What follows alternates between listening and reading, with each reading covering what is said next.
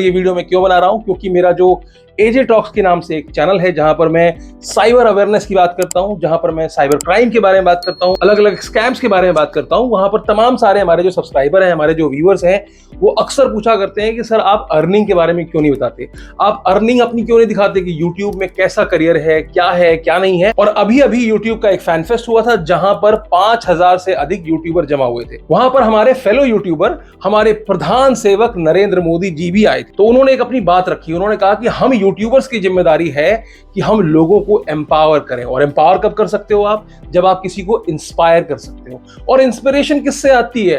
पैसे से आती है, क्योंकि बिना पैसे की कोई इंस्पिरेशन है नहीं। जब आप सामने वाले को फेम दिखाएंगे, पैसा दिखाएंगे, करियर दिखाएंगे, तभी सामने वाला जो है इस तरह की चीजों में इन्वॉल्व होगा और एम्पावर होगा। तो चलिए फटाफट अपनी कुर्सी की पेटी बांध लीजिए, क्योंकि हम करने जा रहे हैं एक नए सफर की शुरुआत।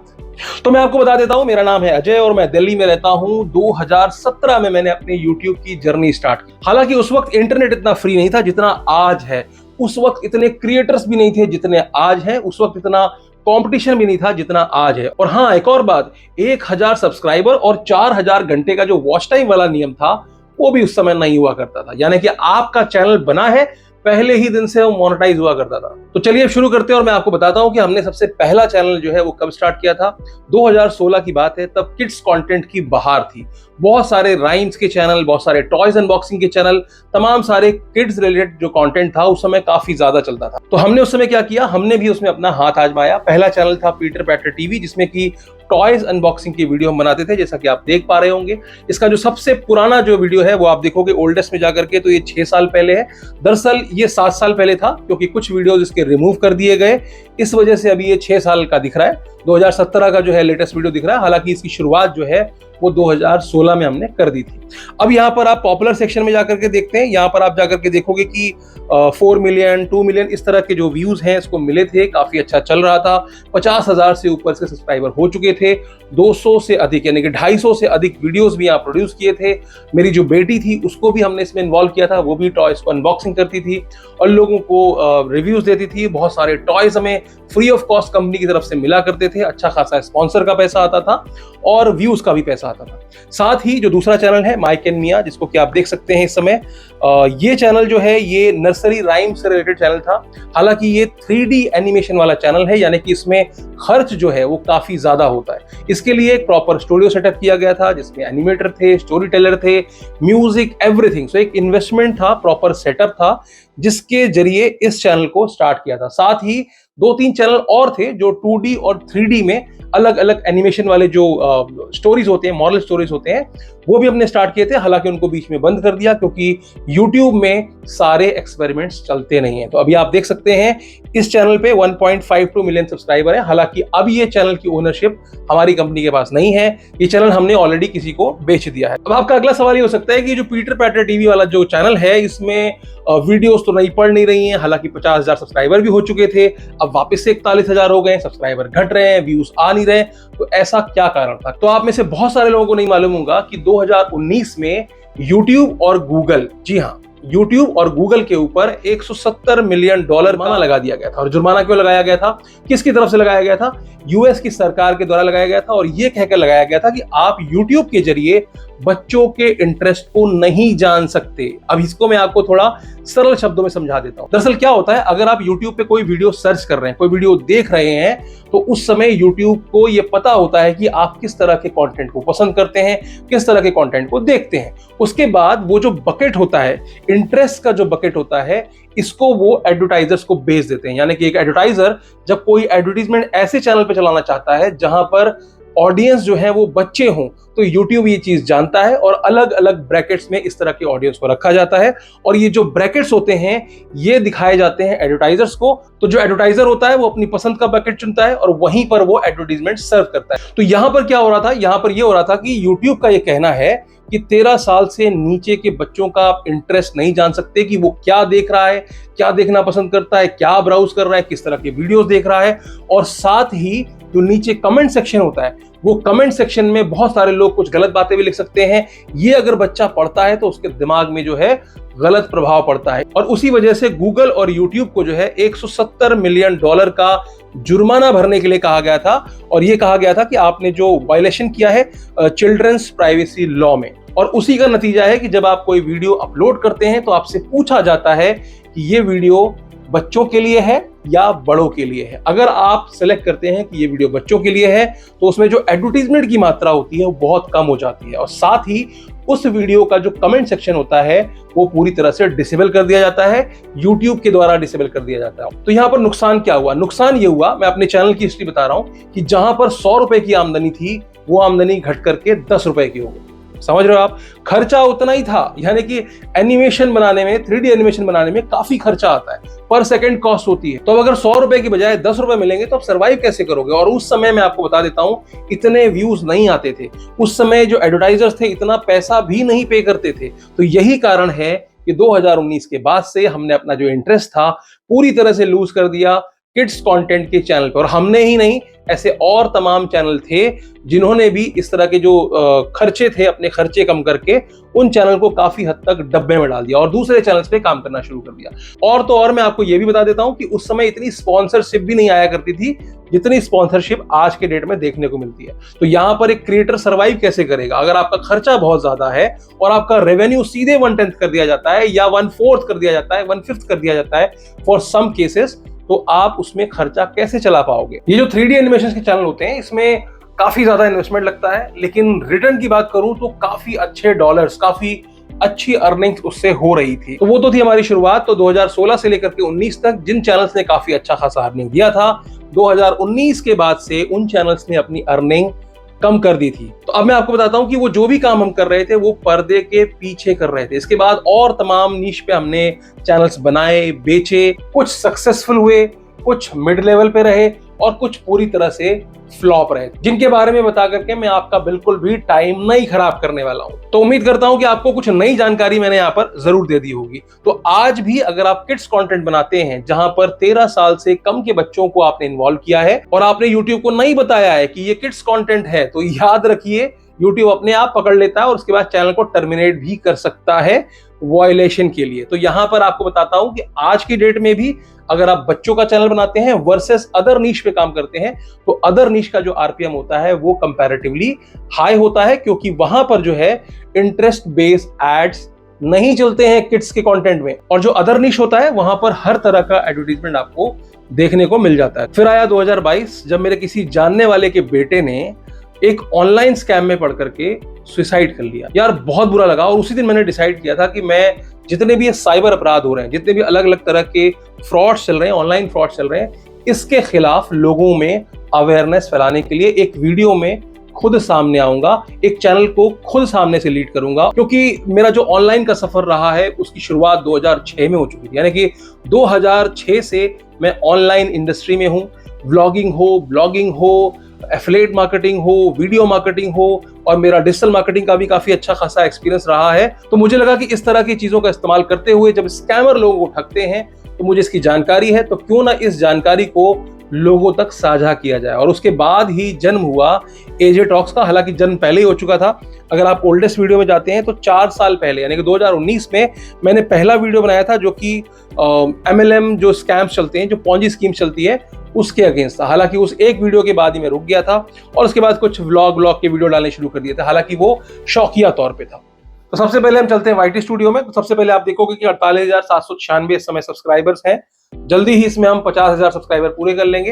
अब हम बढ़ते हैं एस्टिमेटेड रेवेन्यू की तरफ। एस्टिमेटेड रेवेन्यू जो है ये आपको चार्ट दिखाई दे रहा होगा, ये अलग अलग मंथ का चार्ट है। तो रुपए में करेंसी इसलिए रखा है ताकि कोई कंफ्यूजन ना हो। बहुत सारे लोग कहते हैं कि जमैकन जो है डॉलर दिखा रहे हो वगैरह वगैरह। तो जैसा कि आप देख सकते हैं कि पहली जो अर्निंग है वो मार्च में आई थी, यानी कि मार्च में ये चैनल मोनेटाइज हुआ था।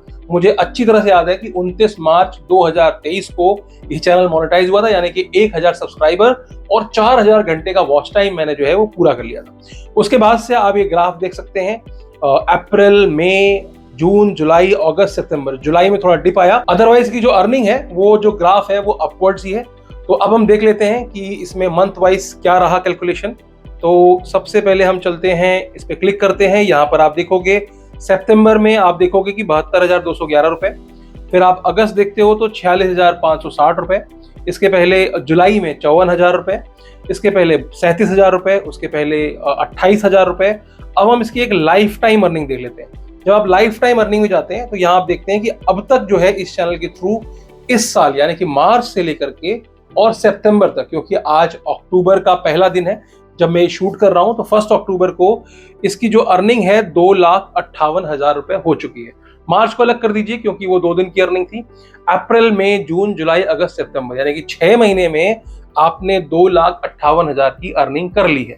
अगर ये पेस भी रहता है तो पूरे साल में आपका 5 लाख का पैकेज हो चुका है। हालांकि YouTube में इस तरह से गणना नहीं की जाती है, कभी कभी दिन अच्छे होते हैं तो खराब भी होते हैं। तो चलिए, अर्निंग देख लिया आपने, हो गई तसल्ली।